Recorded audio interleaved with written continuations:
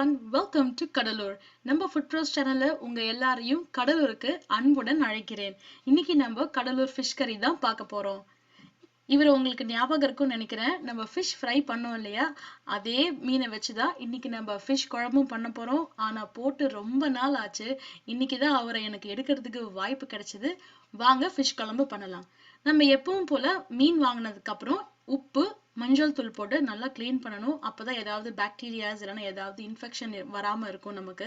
ஏன்னா மீன் வெட்டின உடனே சமைச்சிடணும். நம்ம கொஞ்சம் நேரம் கழிச்சு சமைக்கிறதுனால மஞ்சள் தூள் உப்பு போட்டு கழுவுறதுதான் பெஸ்ட். வாங்க இந்த மீன் குழம்பை எப்படி பண்ணலான்னு பார்ப்போம்.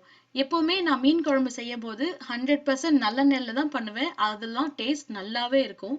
நல்லெண்ணெய் நல்லா ஊத்துனதுக்கு அப்புறம் ரொம்ப சூடாக்க வேண்டாம். ஒரு மிதமான சூடு இருக்கும் போது நான் வடவும் ஆட் பண்ணிக்கிறேன். மீன் குழம்பு எங்க ஊர்ல எப்பவுமே வடவும் இல்லாம மீன் குழம்பு செய்யவே மாட்டாங்க. ஏன்னா அதுதான் நம்மளோட டேஸ்ட் ஃபிளேவரே. இந்த வடவம் எப்படி செய்யணும்னு உங்களுக்கு தெரியணும்னா நம்ம சேனல் ஆல்ரெடி நான் போஸ்ட் பண்ணியிருக்கேன். லிங்க்கும் நான் டிஸ்கிரிப்ஷன் பாக்ஸ்ல கொடுக்குறேன், செக் பண்ணி பாருங்க. வடவும் நல்லா பொரிஞ்சதுக்கு அப்புறம் நான் ஒரு 10 பூண்டு ஆட் பண்ணிக்கிறேன். இதை நான் வந்து ஸ்லைஸ் பண்ணியிருக்கேன். ஃபீடிங் மதர்ஸ் இல்லைன்னா பிரெக்னன்ட் லேடிஸ் யாராவது இருந்தீங்கன்னா பூண்டு சேர்த்து சாப்பிடும் போது உடம்புக்கு ரொம்ப நல்லது. பாலும் நல்லா சுரக்கும்.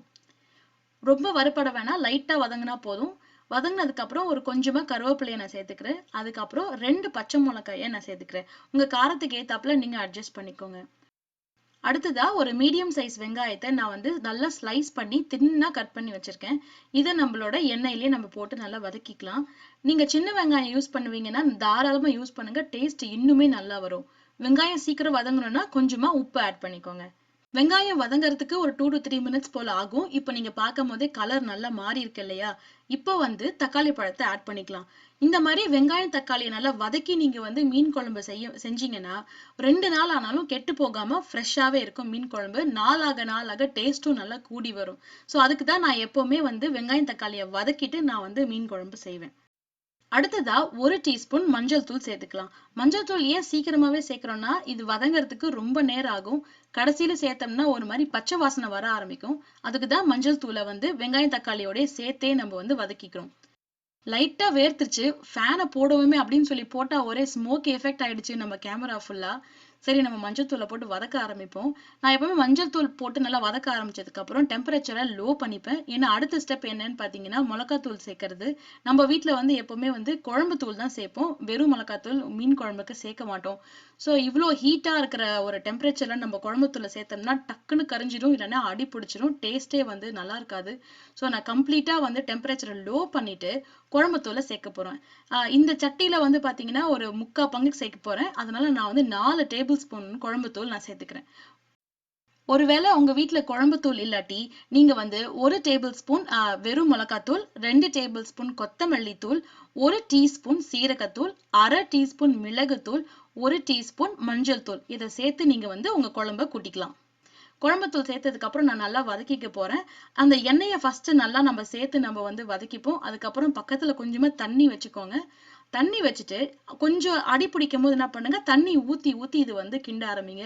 ஏன்னா என்னதான் நம்ம டெம்பரேச்சரை லோ பண்ணாலும் அந்த சட்டியும் சூடா இருக்கும், எண்ணெயும் சூடா இருக்கும், குழம்புத்தூள் டக்குன்னு கரிஞ்சு போயிடும். ஸோ லைட்டா தண்ணி வச்சுக்கிட்டு கொஞ்சம் கொஞ்சமா ஆட் பண்ணிட்டு நீங்க வந்து குழம்ப கூட்ட ஆரம்பிங்க.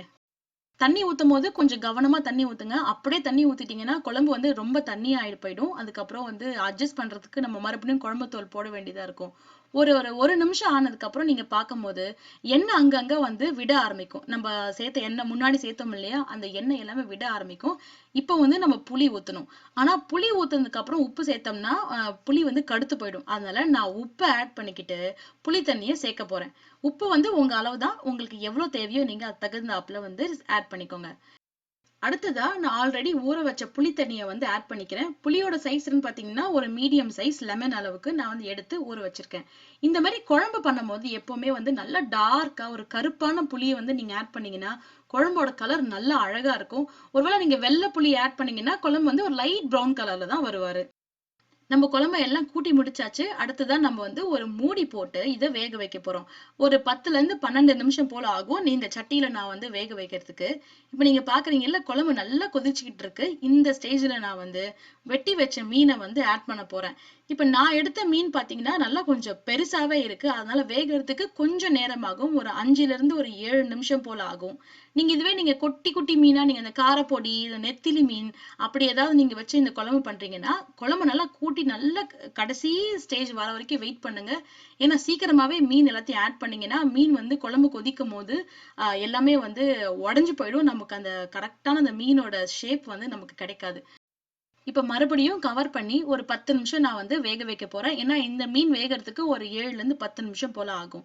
நல்லா வெந்ததுக்கு அப்புறமா இப்ப நீங்க பார்க்கும்போது தெரியுது இல்லையா? நல்லா குழம்பு ரெடி ஆயிடுச்சு. மீனும் நல்லா வெந்தாச்சு. கலரும் மாறி இருக்கு.